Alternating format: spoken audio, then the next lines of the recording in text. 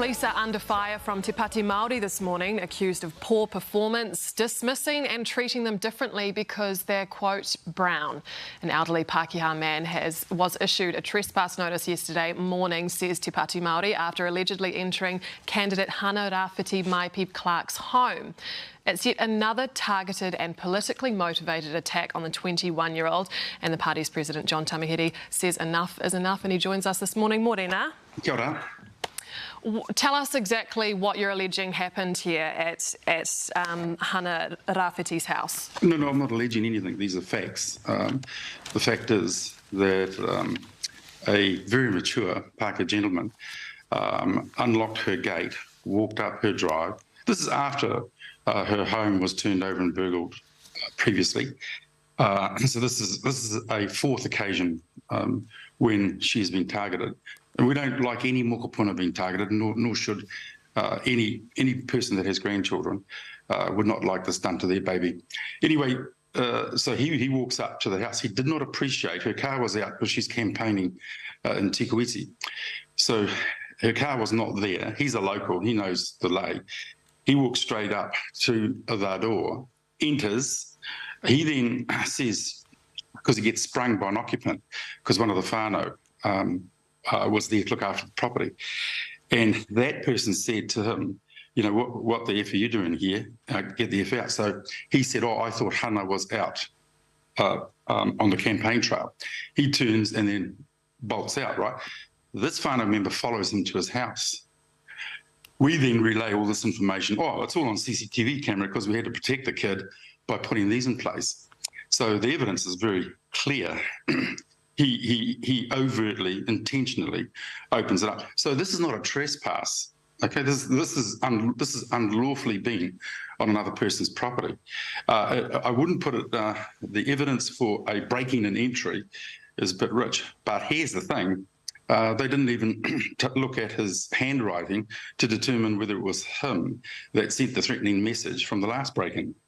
So we've got a problem. So you think this is the same man that has done something to her previously? Well, here's the thing. That's a police issue.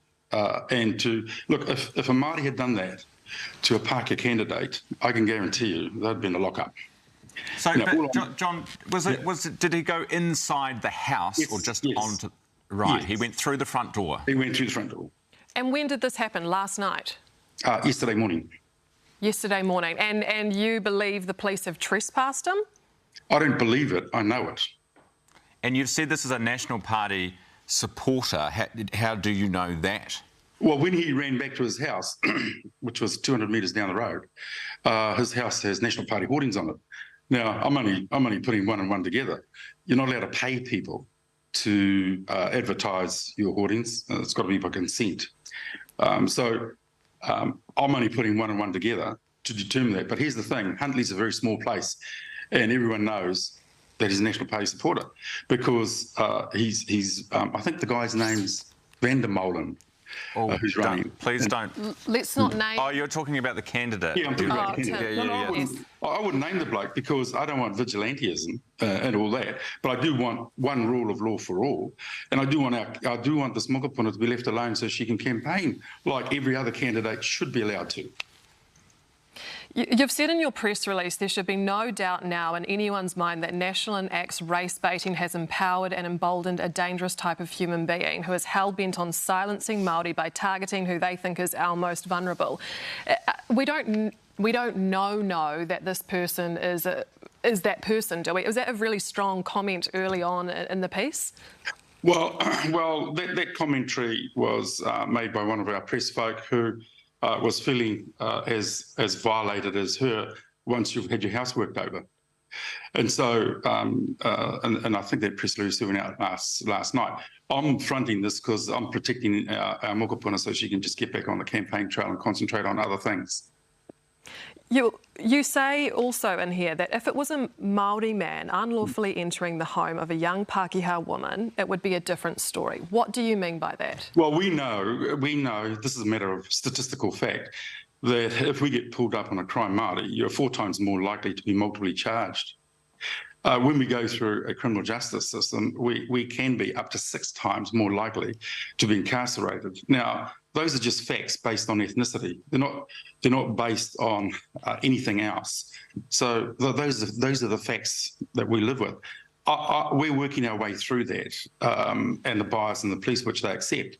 But what we need is that when we put candidates up that are young, and we want our young people to be attracted to participating in our political dialogue and narrative, that it's very important that it's a safe place for them. Now, I don't mind them targeting me, and that because I can handle that. But you know, consistently trying to knock off one of our young people's houses all the time, and that's a home invasion because somebody was at home. The last time it was a burglary, and that was last week. Okay, so this is intentionally having to go all the time, and I would think that law enforcement would be able to do something about that. All right. John Tamahiri, thank you very much for your time. That's the Te Pāti Māori President, John Tamahiri. We have a statement now. National has responded to Te Pāti Māori's claims that one of their supporters was trespassed yesterday.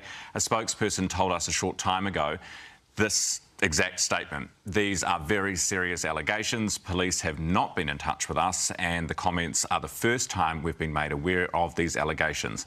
National utterly rejects racism and any suggestion that we have engaged in race baiting. AM has also approached police for further comment.